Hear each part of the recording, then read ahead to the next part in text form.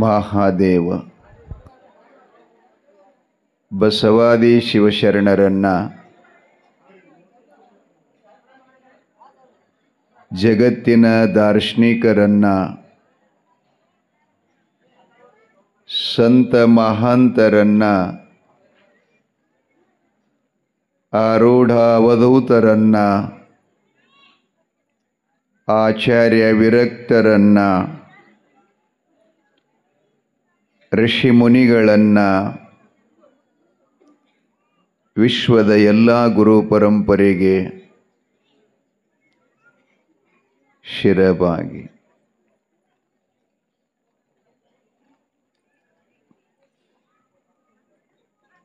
ದೀಪಾವಳಿ ಹಬ್ಬದ ಸುದಿನ ಸಂಭ್ರಮದ ಬೆಳಗಿನ ಬೆಳಕುವ ಜ್ಯೋತಿಯೊಂದಿಗೆ ತಾವೆಲ್ಲ ಬಹಳ ಉತ್ಸಾಹದಿಂದ ಈ ಹಬ್ಬವನ್ನು ಆಚರಣೆ ಮಾಡ್ತಾ ಇದ್ದೀರಿ. ಅದರಲ್ಲಿಯೂ ಅಪ್ಪಗಳ ಜಾತ್ರಾ ಮಹೋತ್ಸವ ಕೂಡ ಬಹಳ ಚೆನ್ನಾಗಿ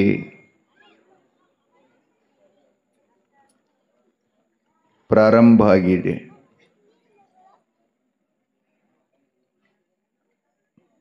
ಏನು ಸಂಧ್ಯಾಕಾಲದಲ್ಲಿ ತಾವು 10 ದಿನಗಳ ಪರ್ಯಂತ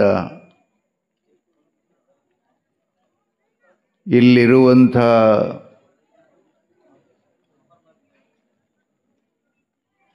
ಪಂಚದೇವರುಗಳ ದರ್ಶನ,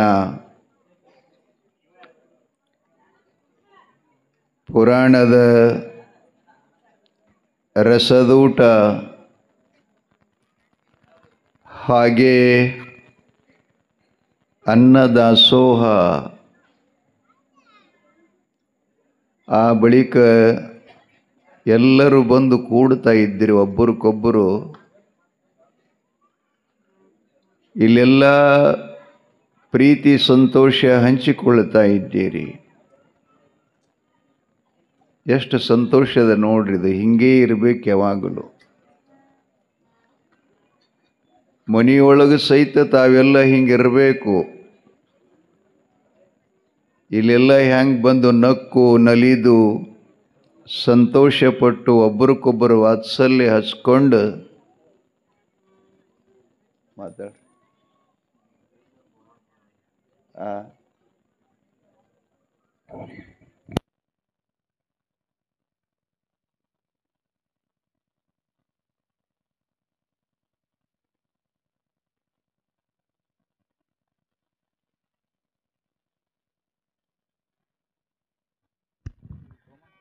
ಹಲೋ. ಶ್ರೀ ಗುರುವಿನ ಗದ್ದುಗೆಗೆ ಅಣೆಮಣೆದು ಇವತ್ತಿನ ದಿವಸ ಒಂದು ಕುದುರೆ ಹಾಗೂ ಒಂದು ಎತ್ತು ಗಾಡಿ ರೇಸನ್ನು ನಮ ಪಾರ್ವತೇಶ್ವರ ಸದ್ಗುರು ಬೀರಲಿಂಗೇಶ್ವರ ಮಹಾರಾಜ್ ಕಿ ಜೈ, ಮಹಾಲಿಂಗೇಶ್ವರ ಮಹಾರಾಜ್ ಕಿ ಜೈ, ನಾಗಟಾಣ ಸಿದ್ದೇಶ್ವರ ಮಹಾರಾಜ್ ಕಿ ಜೈ. ಇದುವರೆಗೆ ಸದ್ಗುರು ಬೀರಲಿಂಗೇಶ್ವರ ಅಪ್ಪ ಮಹಾಲಿಂಗರಾಯರ ಜಾತ್ರಾ ಮಹೋತ್ಸವದ ತದ್ನಿಮಿತ್ತ ನಮ್ಮ ಗ್ರಾಮದಲ್ಲಿ ವಿವಿಧ ಕಾರ್ಯಕ್ರಮಗಳನ್ನು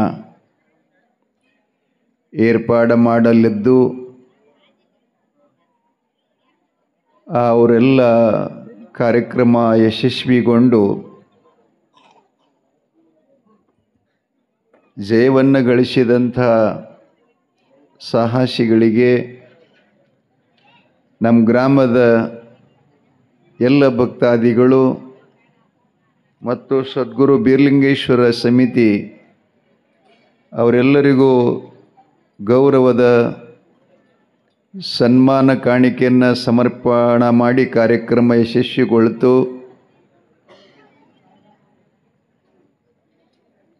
ಈ ಕಾರ್ಯಕ್ರಮದಲ್ಲಿ ಭಾಗಿಯಾಗಿ ಇವನಾರವ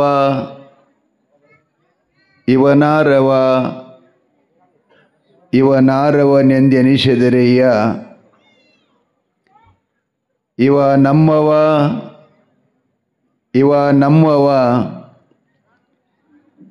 ಇವ ನಮ್ಮ ಮನೆಯ ಮಗನೆಂದೆನಿಸಯ್ಯ, ಕೂಡಲ ಸಂಗಮ ದೇವ ಅಂತ ಬಸವಣ್ಣನವರ ಈ ನುಡಿಯನ್ನು ನೆನಪಿಗೆ ಬರ್ತಾ ಇದೆ. ಇಲ್ಲಿ ಅವನಾರು ಅನ್ನುವಂಥ ಭಾವವೇ ನಮ್ಮ ಗ್ರಾಮದಲ್ಲಿಲ್ಲ. ಅವರೆಲ್ಲ ನಮ್ಮವರು ಎನ್ನುವಂಥ ಭಾವವನ್ನು ವಹಿಸಿಕೊಂಡು ನಮ್ಮ ಸದ್ಗುರು ಬೀರಲಿಂಗೇಶ್ವರ ಮಹಾಲಿಂಗರಾಯರ ಗದ್ದಿಗೆಯ ಪಟ್ಟದ ಪೂಜಾರಿಗಳು, ನಮ್ಮ ಸಮಾಜದ ಹಿರಿಯರಾಗಿರತಕ್ಕಂಥ ಶ್ರೀ ಬೀರಪ್ಪ ಮುತ್ತಿಯವರು ಕೂಡ ಪುರಾಣ ಕಾರ್ಯಕ್ರಮದಲ್ಲಿ ಅವರು ಸಹಭಾಗಿಯಾಗಿ ಎಲ್ಲ ಕಲಾವಿದರನ್ನು, ಪುರಾಣಿಕರನ್ನು, ವೇದಮೂರ್ತಿಯಪ್ಪ, ನೀಲಕಂಠಯ್ಯ ಅಪ್ಪುಗಳನ್ನು ಸನ್ಮಾನಿಸಿ ಗೌರವಿಸಿ ಭಾಳ ಹೃದಯ ತುಂಬಿ ಅವರು ಇವತ್ತು ಈ ಕಾರ್ಯಕ್ರಮವನ್ನು ನಡೆಸಿಕೊಟ್ರು. ಅವರು ಮಾಡುವಂಥ ಸಿದ್ಧಟಿಗೆ ಒಳಗೆ, ಅವರು ಮಾಡುವಂಥ ನುಡಿ ಒಳಗೆ ಜಗದ್ಗುರು ರೇವಣ ಸಿದ್ಧರು, ಅಪ್ಪ ಬೀರಲಿಂಗೇಶ, ಮಹಾಲಿಂಗರಾಯ ಮೋಗ ಸಿದ್ದೇಶ್ವರರು ಇನ್ನೂ ಹೆಚ್ಚಿನ ಶಕ್ತಿಯನ್ನು ಕೊಳ್ಳಿ ಮತ್ತು ಅವರು ನುಡಿದಂಥ ಸಿದ್ಧಟಿಗೆಯನ್ನು ಅದನ್ನು ಯಶಸ್ವಿಯಾಗಲಿ ಅಂತ ನಾನು ಅತ್ಯಂತ ಭಗವಂತನಲ್ಲಿ ಪ್ರಾರ್ಥಿಸಿ ಅವರ ಸನ್ಮಾನವನ್ನು ಪ್ರೀತಿಯಿಂದ ಸ್ವೀಕಾರ ಮಾಡ್ತಾ ಇದ್ದೇನೆ. ಎರಡನೇದಾಗಿ ಮನ್ಗೂಳಿಯ ಪೂಜ್ಯ ಪರಮಾನಂದ ಪಟ್ಟದ ದೇವರು, ಹಂಗರಿಗೆ ನಿಂಗರಾಯಮುತ್ತಿನ ಪಟ್ಟದಾಳ, ಸಣ್ಣ ಜೀವನದಲ್ಲೇ ಅನೇಕ ಸಾಧನೆಗಳನ್ನು ಮಾಡಿ ಸಮಾಜದ ಮನುಷ್ಯರು ತಮ್ಮ ಜೀವನದಲ್ಲಿ ಬಂದಂಥ ಕಷ್ಟ ನಷ್ಟಗಳಲ್ಲಿ ಪಾಲ್ಗೊಂಡು ಆ ನಿಂಗರಾಯನ ಅಧಿಷ್ಠಾನದಲ್ಲಿ ಇಟ್ಕೊಂಡವರಿಗೆಲ್ಲ ಪ್ರಸಾದ, ಆಶೀರ್ವಾದ, ದರ್ಶನ ಕೊಟ್ಟು ಮತ್ತು ವರ್ಷಕ್ಕೊಮ್ಮೆ ಅವರ ತೋಟದಲ್ಲೇ ನಿಂಗರಾಯಮುತ್ತಿನ ಗದ್ದಿಗೆಯನ್ನು ಸ್ಥಾಪನೆ ಮಾಡಿ ಸುಮಾರು 20-30 ಪಟ್ಟದ ಪೂಜಾರಿಗಳನ್ನು ಕರೆಸಿ ಒಡ್ಡೋಲಗದೊಂದಿಗೆ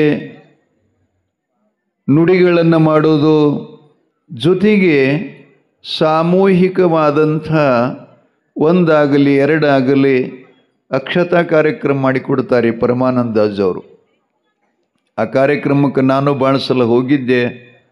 ನಮ್ಮ ತಳವಾಡ ತಾಯಿಂದರು ಕೂಡ ಎಲ್ಲ ನಮ್ಮ ಬಳಗ, ಪರಶುರಾಮ್ ಆಗಲಿ ಮತ್ತು ಅನೇಕರೆಲ್ಲರೂ ಕೂಡಿ, ಹನುಮಂತಣ್ಣವರಾಗಲಿ ಆ ಕಾರ್ಯಕ್ರಮಕ್ಕೆ ಸಾಕಷ್ಟು ಸಲ ನಾವು ಹೋಗಿದ್ದೇವೆ. ಅಂಥ ಒಂದು ಚಿಕ್ಕ ವಯಸ್ಸಿನೊಳಗೆ ಪ್ರಪಂಚ ಮತ್ತು ಧಾರ್ಮಿಕ ಇವೆರಡನ್ನು ಮಾಡೋದು ಅಷ್ಟು ಸುಲಭ ಅಲ್ಲ, ಪೂರ್ವ ಜನ್ಮದ ಪುಣ್ಯ ಬೇಕು ಅಂತ ಪೂಜ್ಯರು ಪುರಾಣಕ್ಕೆ ಮೊದಲು ಬರ್ತಿದ್ರು ಅವರು. ಆದರೆ ಪಟ್ಟಣ ಕಡೌಲಿಯ ವಿಠ್ರಾಯನ ಜಾತ್ರೆಯೊಳಗೆ ಅವರು ಪಾಲ್ಗೊಂಡು ದರ್ಶನ ಮಾಡೋಕ್ಕೆ ಹೋಗಿದ್ದರಂತ. ಇವತ್ತು ಬಂದು ಸನ್ಮಾನಿಸಿ ಗೌರವಿಸಿ ಅತ್ಯಂತ ಹೃದಯ ತುಂಬಿ ತಮ್ಮ ಪ್ರೀತಿಯನ್ನು ಹಂಚಿಕೊಂಡಿದ್ದಾರೆ. ಆ ಪೂಜ್ಯರಿಗಿನ್ನೂ ಕೂಡ ಹಂಗರಿಗೆ ನಿಂಗರಾಯಮುತ್ಯ, ಜಗದ್ಗುರು ರೇವಣ ಸಿದ್ಧ, ಕಡೋಲಿ ವಿಠ್ರಾಯ, ಬೀರದೇವರ, ಬಸವಾದಿ ಶಿವಶರಣರ ಕೃಪಾ ಸದಾ ಇಲ್ಲಿ ಅಂತ ಹಾರೈಸಿ ಅವರ ಸನ್ಮಾನವನ್ನು ಸ್ವೀಕಾರ ಮಾಡ್ತಾ ಇದ್ದೇನೆ. ಅದೇ ತೆರನಾಗಿ ನಮ್ಮ ಗ್ರಾಮದ ಸಾನ್ನಿಧ್ಯ ಮೂರ್ತಿಗಳಾದಂಥ ಜಂಗಮ ಮೂರ್ತಿಗಳಾಗಿರ್ತಕ್ಕಂಥ ವೇದಮೂರ್ತಿ ಅವರೆಲ್ಲ ಭಕ್ತ ಮತ್ತು ಶಿಷ್ಯರಿಂದ ಸನ್ಮಾನಗೊಳ್ಳುವ ಪೂಜ್ಯರು. ಪ್ರತಿಯಾಗಿ ನಮ್ಮನ್ನು ಅವರು ಸನ್ಮಾನ ಮಾಡ್ತಾರಂತಂದ್ರೆ ಭಾಳ ಸಂತೋಷ ಅನ್ನಿಸ್ತದೆ. ಎಷ್ಟು ಹೃದಯ ಅವ್ರದ್ದು ದೊಡ್ಡದು ಅಂತಂದರೆ ಶಾಲು ಸನ್ಮಾನ್, ಪುಷ್ಪಮಾಲೆ ಜೊತೆಗೆ ಜಂಗಮ ಮೂರ್ತಿಗಳಾಗಿದ್ದು ಜಗತ್ತಿನ ದಕ್ಷಿಣ ಪ್ರಸಾದವನ್ನು ಸ್ವೀಕರಿಸ್ತಾ ಇರ್ತಕ್ಕಂಥವ್ರು ಕೂಡ ಇವತ್ತು ನಮ್ಮನ್ನು ಕಲಾವಿದರನ್ನು 100 ರೂಪಾಯಿಗಳನ್ನು ಕೊಟ್ಟು ಅತ್ಯಂತ ಈ ಕಾರ್ಯಕ್ರಮಕ್ಕೆ ಯಶಸ್ವಿ ಮಾಡಲು ತಮ್ಮ ಜಂಗಮ ಹಸ್ತವನ್ನು ಸ್ಪರ್ಶ ಮಾಡಿದರಲ್ಲ, ಅವರಿಗಿನ್ನೂ ಕೂಡ ಜಗದ್ಗುರು ಪಂಚಾಚಾರ್ಯರ ರೇಣುಕಾದಿ ಭಗವತ್ಪಾದರ ಅಪ್ಪ ಶಿವಲಿಂಗೇಶ್ವರರ ಬೀರಲಿಂಗೇಶ ಇಟಗಿ ಭೀಮಾಂಬಿಕೆ ಕೃಪಾ ಅಪ್ಪಗಳಿಗೆ ಸದಾ ಇರಲಿ. ಅವರು ಮಾಡುವಂಥ ವೈದಿಕ ಕಾರ್ಯದಲ್ಲಿ ಹೋಮ ಹವನ ಯಾಗ ಯಜ್ಞ ನಮ್ಮೂರಲ್ಲಿ ಎಲ್ಲ ಕಾರ್ಯಕ್ರಮಕ್ಕೆ ಬಂದು ಜಾತಿ ಮತ ಕುಲ ಗೋತ್ರ ಅನ್ನದೇನೆ ಎಲ್ಲರೂ ನನ್ನ ಮಕ್ಕಳೇ ನನ್ನ ಊರ ಅಂತೇಳಿ ತಿಳ್ಕೊಂಡು ಎಲ್ಲ ಕಾರ್ಯಕ್ರಮವನ್ನು ಗುರುಗಳಾಗಿ ನಿಭಾಯಿಸುವಂಥ ನೀಲ್ಕಂಠ ಪಳಿಗೂ ಕೂಡ ಆ ದೇವರು ಸದಾ ಯಶಸ್ವಿ ಮಾಡಲಿ ಅಂತ ಹಾರೈಸಿ, ಮತ್ತು ಎಲ್ಲ ವಿಜೇತರಾಗಿರ್ತಕ್ಕಂಥವರಿಗೆಲ್ಲ ಕಾಣಿಕೆ ಕೊಟ್ಟಿದ್ದಾರಲ್ಲ ನಮ್ಮ ಪಾಂಡಪ್ಪ ಕಾಡಿಸಿದ್ದವರು ಮತ್ತು ಇನ್ನೂ ಅನೇಕರೆಲ್ಲ ಭಾಳ ವಿಶೇಷವಾಗಿ ಬಂಧುಗಳೇ, ಜಾತ್ರೆ ಚೆನ್ನಾಗಾಗಲಿ ದೊಡ್ಡದಾಗಲಿ ಅಂಥೇಳಿ ಎಲ್ಲರ ಅಭಿಪ್ರಾಯದಿಂದ ಸ್ವಇಚ್ಛೆಯಿಂದ ವೈಯಕ್ತಿಕವಾಗಿ ತಾವು ಕಾಣಿಕೆಯನ್ನು ಕೊಟ್ಟು ನಮ್ಮೂರಿಗೆ ಆಗಮಿಸಿದಂಥ ಎಲ್ಲ ಆ ಒಂದು ಕಾರ್ಯಕ್ರಮದ ವಿಜೇತರಿಗೆ ಗೌರವದ ಕಾಣಿಕೆಯನ್ನು ಕೊಟ್ಟು ಗೌರವಿಸಿದ್ದಾರೆ. ಅವರ ಮನೆಯಲ್ಲಿ ಕೂಡ ಸದಾ ಅಮ್ಮ ಭೀಮಾಂಬಿಕೆಯು, ಅಪ್ಪ ಬೀರಲಿಂಗೇಶ್ವರ ಮಹಾಲಿಂಗರಾಯ, ಲಕ್ಷ್ಮೀ ಶಿವಲಿಂಗೇಶ್ವರ ಸಾಧು ಮಹಾರಾಜ್, ಅಪ್ಪ ಬಸವೇಶ್ವರನ ಹನುಮಂತ ದೇವರ ಯಲ್ಲಮ್ಮ ದೇವಿಯ ಕೃಪಾ ಅವರ ಪರಿವಾರಕ್ಕಿದ್ದು ಸುಖ ಸಂತೋಷ ಐಶ್ವರ್ಯ ಭೋಗ ಭಾಗ್ಯದಿಂದ ಇನ್ನೂ ಅವರಿಗೆ ಹೆಚ್ಚಿನ ಶಕ್ತಿಯನ್ನು ಭಗವಂತ ಕೊಡಲಿ ಅಂತ ಹಾರೈಸೋದ್ರ ಜೊತೆಗೆ, ನಾಳೆ ನಮ್ಮ ದೇವಸ್ಥಾನದಲ್ಲೊಂದು ಸಾಮೂಹಿಕ ಲಗ್ನ ಇದೆ ರೀ.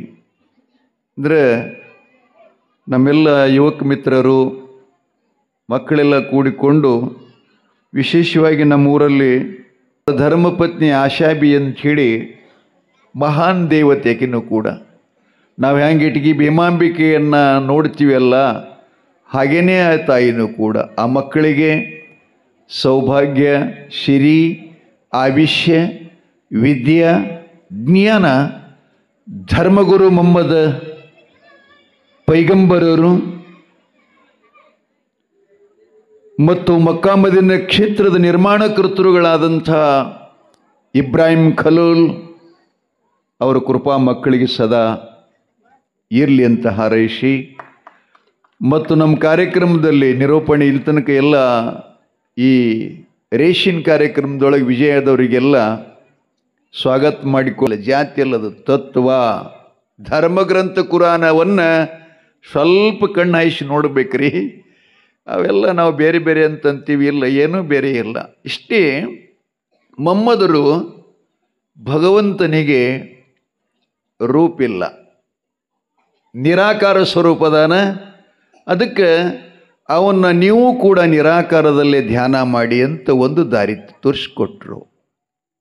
ಹೀಗೆ ಅನೇಕ ಮಹಾತ್ಮರೆಲ್ಲ, ಆದ್ಯಗುರು ರೇಣುಕರು ಲಿಂಗ ಅಂಗ ಜೀವ ಶಿವನ ಸಾಮರಸ್ಯವೇ ವೀರಶೈವ ಧರ್ಮದ ಮೂಲ ತತ್ವ ಬಂಧುಗಳೇ. ವೈಷ್ಣವರು ಹೀಗೆಲ್ಲ ಅನೇಕ ಧರ್ಮಗಳ ಮಾರ್ಗ ಏನು ಅಂತ ಕೇಳಿದ್ರು, ಒಟ್ಟಾರೆ ಯಾವ ಗುಡ್ಡದ ಕಳಶಿನ ಮ್ಯಾಗ ಬಿದ್ದ ಹನಿ ಎಲ್ಲ ಹೋಗಿ ಹಂಗೆ ಹಳ್ಳಕ್ಕೂ ಕೂಡ್ತದ, ಹಳ್ಳ ಎಲ್ಲ ಹೋಗಿ ನದಿ ಕೂಡ್ತವ, ನದಿ ಹೋಗಿ ಎಲ್ಲಿ ಕೂಡ್ತವ್ರಿ? ಸಮುದ್ರ ಸಾಗರ.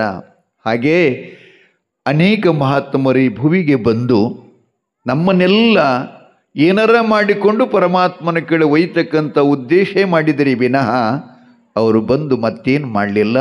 ಅಂಥ ಧರ್ಮೀಯರಾಗಿರ್ತಕ್ಕಂಥ ಮೌಲಾ ಸಾಬ್ ಅವರು ಭಾಳ ವಿಶೇಷವಾಗಿ ಕಾರ್ಯಕ್ರಮ ನಡೆಸಿಕೊಟ್ರು. ಅವರಿಗೂ ಕೂಡ ಸಕಲ ದೇವರುಗಳ ಆಶೀರ್ವಾದ ಇರಲಿ ಅಂತ ಹಾರೈಸಿ, ಇನ್ನು ಸ್ವಲ್ಪ ಪುರಾಣ ಕಡೆ ಬರೋಣ್ರಿ. ಸಮಯ ಆಗ್ಯದ್ರಿ ಪುರಾಣದ್ದು. ಈಗ 9:35 ಆಗ್ತಾ ಇದೆ. ಆದರೂ ಒಂದಿಷ್ಟು ಭೀಮಾಂಬಿಕೆಯು ಮರಳಿ ಇಟಗಿ ಕ್ಷೇತ್ರಕ್ಕೆ ವಾಪಸ್ ಬಂದದ್ದು ಒಂದು ವಿಷಯ ಇವತ್ತು ನಿಮ್ಗೆ ಹೇಳಲು ಇಚ್ಛೆ ಮಾಡ್ತೀನಿ. ಭಾಳೇನು ವಿಸ್ತಾರ ಹೇಳಲ್ಲ, ಮಕ್ಕಳಿಷ್ಟದ ಕತೆ.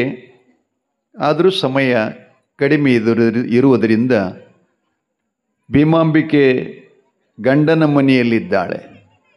ಯಾವೂರಪ್ಪ ಅದು? ಕೊಪ್ಪಳ.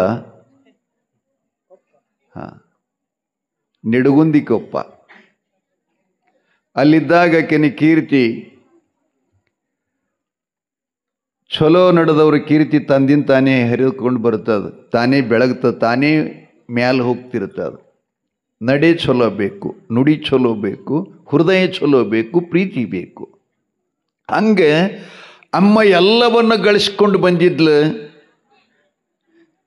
ಆಕಿ ಮಹಾವಾಕ್ಯವನ್ನು ಯಾರೂ ಮೀರ್ತಾ ಇದ್ದಿತ್ತಿಲ್ಲ.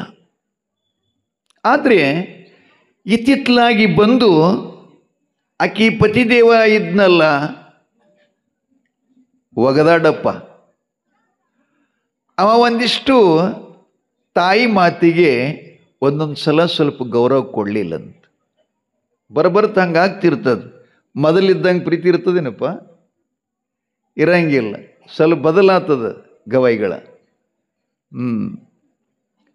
ಹಾಗಾಗಿ ಒಂದು ಸಲ ಅವರು ತೋಟದಾಗಿಂದ ಮನೆಗೆ ಬರ್ತಿದ್ದರಂತ. ಸ್ವಲ್ಪ ಮನೆಯೊಳಗಿರತಕ್ಕಂಥ ಆಕಳ, ಎಮ್ಮೆ, ಎತ್ತು, ದನ, ಕುರಿಗಳೆಲ್ಲ ಮನೆ ತುಂಬ ಪ್ರಾಣಿಗಳಿದ್ದು ಅಂತ.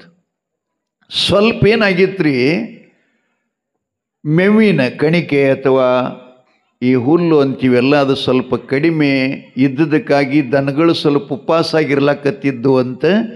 ಅದಕ್ಕೆ ಭೀಮಾಂಬಿಕೆಗೆ ಹೇಳಿದಂಥ ಈ ದನಗಳು ಈ ರೀತಿಯಾಗಿ ಮರುಗುತ್ತಿರೋದು ನನ್ನ ಕಣ್ಣಾರೆ ನೋಡೋಕ್ಕಾಗಲ್ಲ, ನಾನು ಗೊಣ್ಣಾಗಾರಕ್ಕೆ ಹೋಗಿ ಒಂದಿಷ್ಟು ಅಲ್ಲಿ ಅದು ಮೇವು ತಗೊಂಡು ಬರ್ತೀನಿ ಅಂತ ಹೇಳಿದ್ರಂತ ಧರ್ಮಪತ್ನಿಗೆ. ಭೀಮಾಂಬಿಕೆ ಹೇಳಿದ್ಲಂತ, ಸ್ವಾಮಿ ಏನಾಗಲ್ಲ, ಒಂದೊಪ್ಪತ್ತು ಇದ್ರೆ ಏನಾಗ್ತಿರ್ತದೆ, ಆದರೆ ನೀವು ಗುಣ್ಣಾಗಾರಕ್ಕೆ ಹೋಗಬೇಡ್ರಿ. ಅಲ್ಲಿ ಹೋದ್ರಿ ಅಂದ್ರೆ ನೀವು ರೋಗಕ್ಕೆ ತುತ್ತಾಗಿ ನಿಮ್ಮ ಪ್ರಾಣ ಕಳ್ಕೋತೀರಿ ಅಂತ ಹೇಳಿದಳಂತಕ್ಕೆ. ಹೆಂಡತಿಗೆ ಅಂಡಗ್ರಿ. ಅಲ್ಲಿ ಆಗುವ ಆ ಭವಿಷ್ಯ, ಆ ಸೂಚನೆ, ಆ ಒಂದು ಈ ಅಮ್ಮ ಗುರುತಾಗಿತ್ತಂತ. ಅಂದ್ಕೂಳೆ ಇವ್ರೇನಂದ್ರಂತ, ಏನು ಹೇಳೋದು ಹೇಳ್ತಿ, ಹೇಳಲಾರ್ದು ಹೇಳ್ತಿದ್ದಿ, ದನಗಳಿಗೆ ಮೇವಿಲ್ಲಿ ಏನು ಮಾಡ್ಬೇಕ, ನಾ ಹೋಗೇ ತೀರ್ತೀನಿ, ಹೋಗಬೇಕಂಥೇಳಿ ಭೀಮಾಂಬಿಕೆ ಮಾತನ್ನು ಮೀರಿ ಹೋದ. ಆ ಗುಣ್ಣಾಕಾರದಲ್ಲಿ ಒಬ್ಬಾಕಿ ಸಹೋದರಿ ಅವನ್ನ ಪ್ರೀತಿ ಮಾಡಿ ಊಟಕ್ಕೆ ಬಾಯಣ್ಣ ಅಂತ ಕರೆದ್ಲಂತ. ಒಂದು ಸಲ ಯಾವಾಗೋ ಆಕೆ ಮೇಲೆ ವೈಷಮ್ಯ ಭಾವ ಆಗಿತ್ತಂತ್ರಿ. ಅದಕ್ಕೆ ಏನು ಮಾಡಿದ್ಲು, ಸಮಯ ಸಾಧಿಸಿತ್ತು ಅಂಥೇಳಿ ಅವನಿಗೆ ಊಟದೊಳಗೆ ವಿಷ ಹಾಕಿ ಉಣಿಸಿದ್ಲಂತ. ಆ ಎತ್ತಿನ ಗಾಡಿ ಒಳಗೆ ಮೇವ ಹೇರ್ಕೊಂಡು ಬರೋದ್ರ ಮಧ್ಯದ ಬೆಟ್ಟದೊಳಗೆ ವಿಷಬಾಧೆ ಹೆಚ್ಚಾಗಿ ಭೀಮಾಂಬಿಕೆ ಪತಿದೇವನಾಗಿರ್ತಕ್ಕಂಥ ಒಗದಾಡಪ್ಪ ತನ್ನ ಪ್ರಾಣವನ್ನು ಕಳ್ಕೊಂಡಂತ ಆ ಸುದ್ದಿ ಇಟಗಿಗೆ ಬಂದು ಮುಡ್ತು.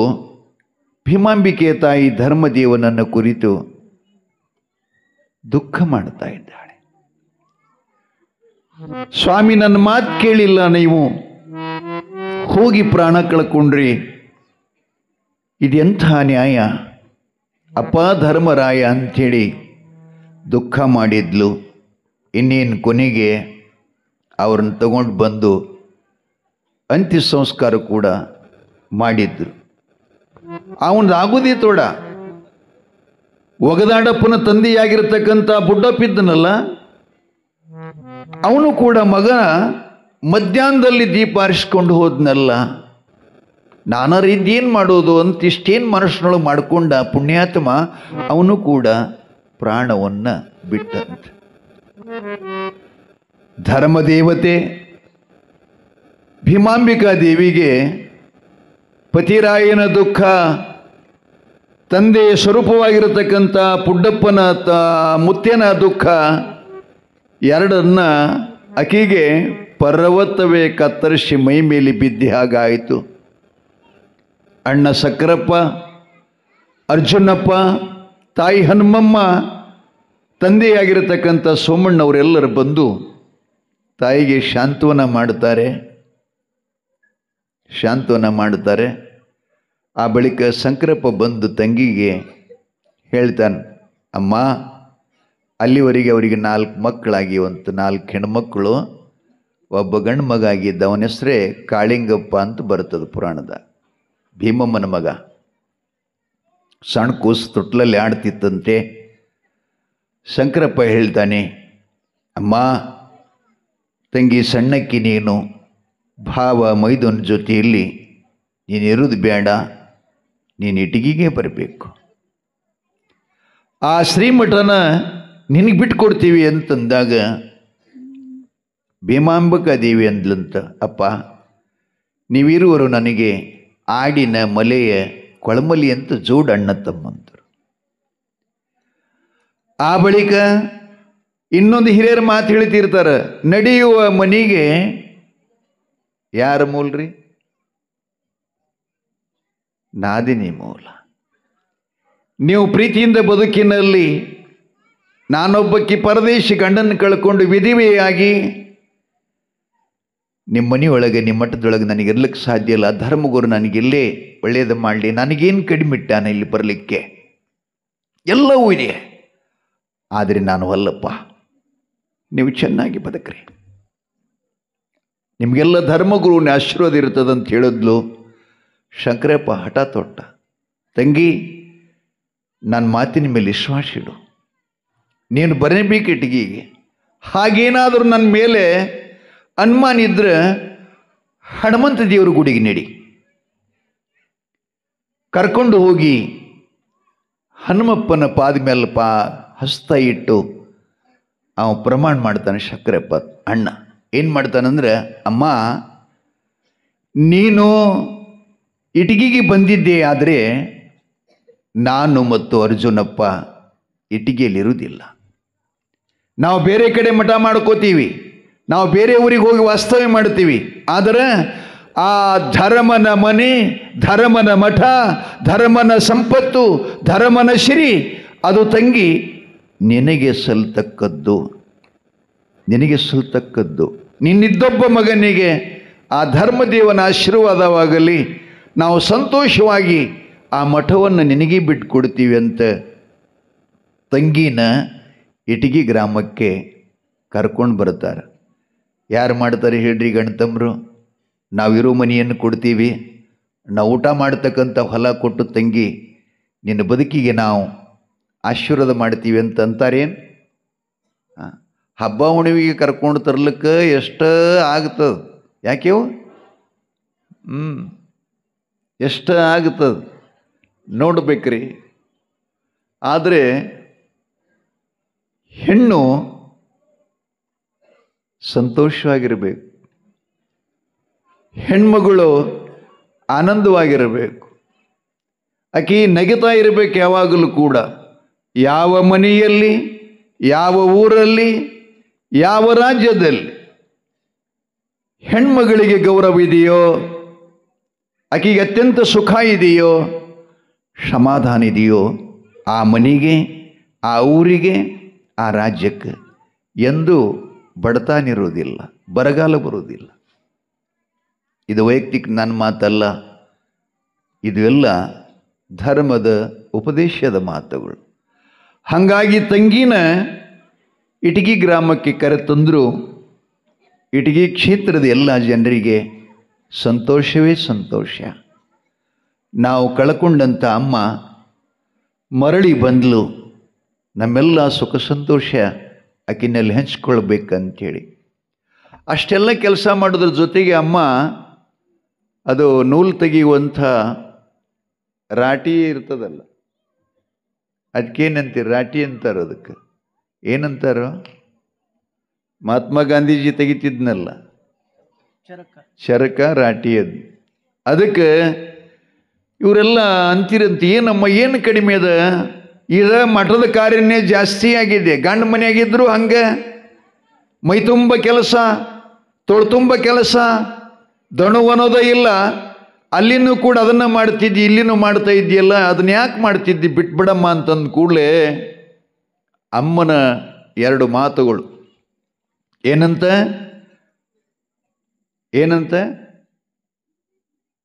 ರಾಟಿಯಿಂದ ಜಗದಾಟ, ಮೇಟಿಯಿಂದ ಜಗಕ್ಕೆ ಊಟ. ಆಕಿನ ಬಿರುದುಗಳ್ರಿ ಇವು.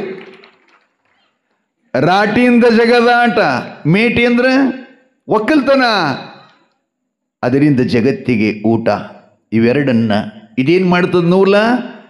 ಈ ಪಂಚಭೂತದ 25 ತತ್ವಗಳುಳ್ಳ 216 ಸಕಿಲಂಗಳುಳ್ಳತಕ್ಕಂಥ ಈ ದೇಹದ ತೊಗಲಿಗೆ ಮರ್ಯಾದೆ ಮಾಡತಕ್ಕಂಥದ್ದು ರಾಟಿ, ಮರ್ಯಾದೆ ಕೊಡತಕ್ಕಂಥ ರಾಟಿ. ಇದನ್ನು ಹೆಂಗೆ ನಿಲ್ಲಿಸ್ಲಿಕ್ಕೆ ಬರ್ತದೆ ಅಂಥೇಳಿ ಅಮ್ಮ ಹೇಳ್ತಿದ್ಲಂತ. ಆ ಊರೊಳಗೊಬ್ಬ ಮಲ್ಲಸರ್ಜ ದೇಸಾಯಿಯವರು ಅಂಥೇಳಿ ಬೈಲಹೊಂಗಲ ತಾಲೂಕಿನ ಕಿತ್ತೂರು ರಾಣಿ ಚೆನ್ನಮ್ಮನ ಒಂದಿಷ್ಟು ಸಮೀಪದವ. ಅವರವರೆಲ್ಲ ಮಂದಿ ಮಕ್ಕಳಾಗ್ತಿದ್ರಂತೆ. ಆ ಮಲ್ಲಸರ್ಜ ದೇಸಾಯಿಯವರಿಗೆ ಒಂದು ಹುಣ್ಣಾಗಿತ್ತು. ಅದೇನೋ ಅಂತಾರಲ್ಲ, ಅದು ಹುಣ್ಣಾಗಿತ್ತು ಒಂದು ಭಗೀಂದ್ರ ಹುಣ್ಣ ಅಂಥೇಳಿ. ಅದು ಇಡೀ ಭಾರತ ದೇಶದ ತುಂಬೆಲ್ಲ ವೈದ್ಯರ ಕಡೆ ತೋರಿಸಿದ್ರು ಕೂಡ ಕಡಿಮೆ ಆಗ್ತಾ ಇಲ್ಲ. ಪ್ರಾಣ ಹೋಗುವ ಸಂದರ್ಭದಲ್ಲಿ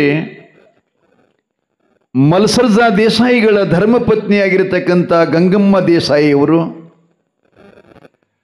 ತಾಯಿ ಭೀಮಮ್ಮ ಧರ್ಮರ ಮನೆಗೆ ಮರಳಿ ಆಗಮಿಸಿದಾಳಂಥೇಳಿ ಆ ತಾಯಿಂದನ ನನ್ನ ಸೌಭಾಗ್ಯ, ಮುತ್ತೈದೆತನ, ಕುಂಕುಮದ ಭಾಗ್ಯ, ನನ್ನ ಪತಿದೇವನ ಪ್ರಾಣ ಉಳಿಯುತ್ತೆ ಅಂಥೇಳಿ ಮಲ್ಸರ್ಜಾ ದೇಸಾಯಿಗಳ ಧರ್ಮಪತ್ನಿಯಾಗಿರ್ತಕ್ಕಂಥ ಗಂಗಮ್ಮ ದೇಸಾಯಿಯವರು ಶ್ರೀಮಠಕ್ಕೆ ಓಡೋಡಿ ಬಂದು ಭೀಮಮ್ಮ ತಾಯಿಯ ಶ್ರೀಪಾದಗಳನ್ನು ಹಿಡಿದು ಕೇಳ್ತಾ ಇದ್ದಾಳೆ, ಶರಗೊಡ್ಡಿ, ಅಮ್ಮ ತಾಯಿ, ಧರ್ಮದೇವತೆ, ಭಗವತೆ,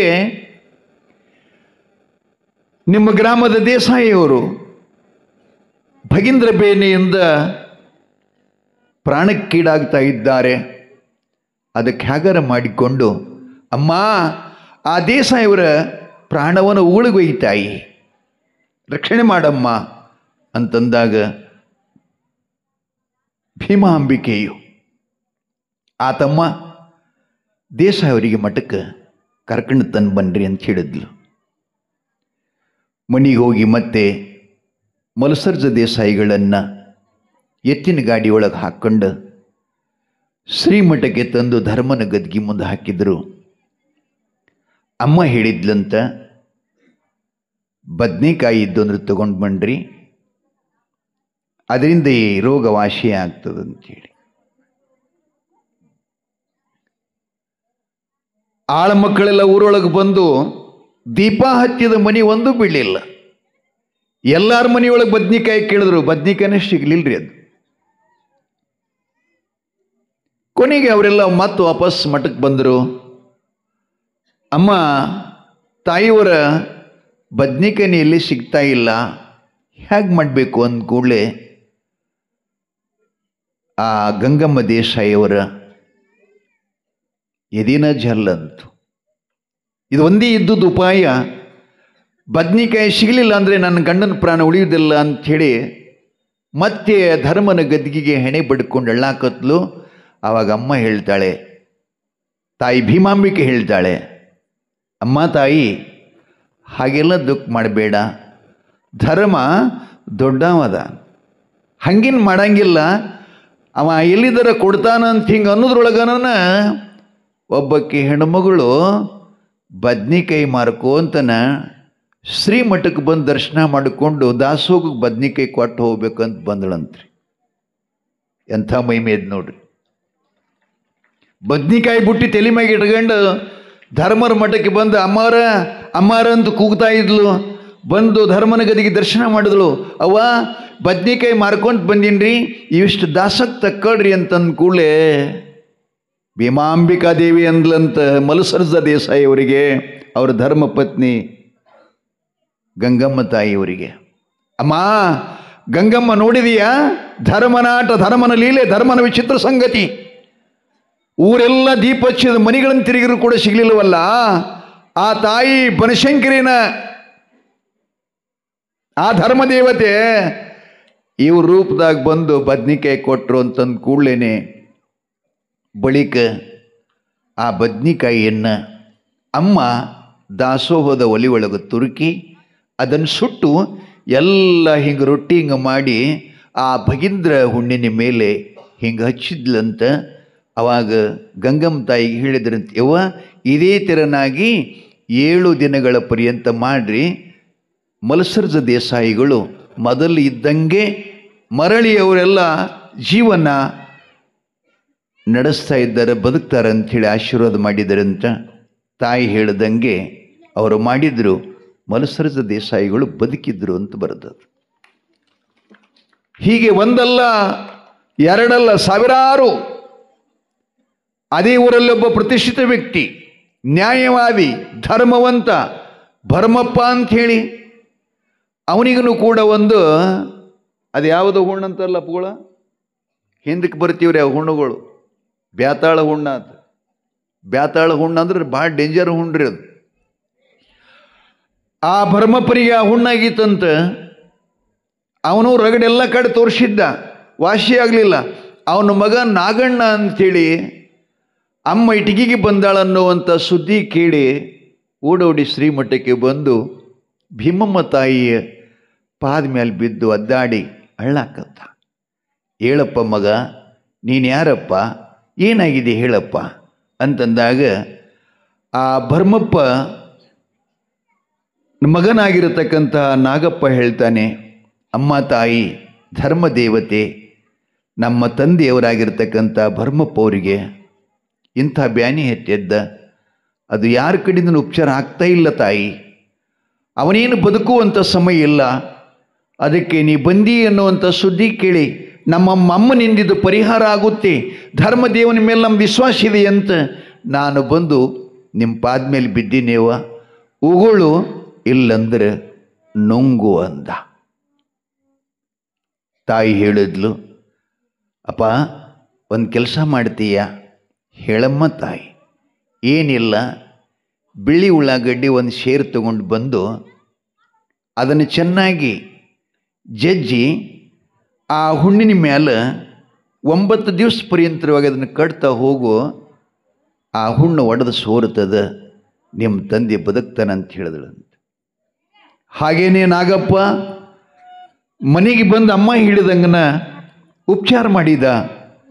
ಆ ಬೇನೆಯಿಂದ ನರಳತಕ್ಕಂಥ ಭರಮಪ್ಪ ಗುಣಮುಖನಾಗಿ ಶ್ರೀಮಠಕ್ಕೆ ಬಂದು, ತಾಯಿ ನಮ್ಮ ಪಾಲಿನ ದೇವತೆ ನೀನು, ಪ್ರಾಣ ರಕ್ಷಣೆ ಮಾಡಿದಿ. ಅದು ಎಂಥ ಹುಣ್ಣಿನ ನೋವು ಅಂತ ಕೇಳಿದರೆ ಯಾತನೆ ಯಮನ ವೈತರಣಿ ನದಿಯೊಳಗೂ ಸಹಿತ ಇಲ್ಲ ತಾಯಿ, ಅಂಥ ದುಃಖವನ್ನು ಅನುಭವಿಸ್ತಾ ಇದ್ದೆ. ನಿನ್ನ ಪರಮ ವಾಣಿಯಿಂದ ಅಭಯಹಸ್ತದಿಂದ ನಾನು ಉದ್ಧಾರ ಆದೆ ಅಂಥೇಳಿ ಅಮ್ಮನ ಶ್ರೀಮಠಕ್ಕೆ ಬಂದು ದರ್ಶನ ಮಾಡಿ ಹೋಗಿದ್ದರು ಅಂತ ಪುರಾಣದಲ್ಲಿ ಬರ್ತಾ ಇದೆ. ನಾಳೆ ಪುರಾಣ ಮುಕ್ತಾಯದರಿ. ಇನ್ನಳಿದುಳಿದ ಪವಾಡಗಳು ನಾಳೆ ಒಂದು ಅರ್ಧ ಗಂಟೆ ಪೌಣ ಗಂಟೆ ಹೇಳಿ ಪುರಾಣ ಮಂಗಲ್ ಮಾಡೋಣ.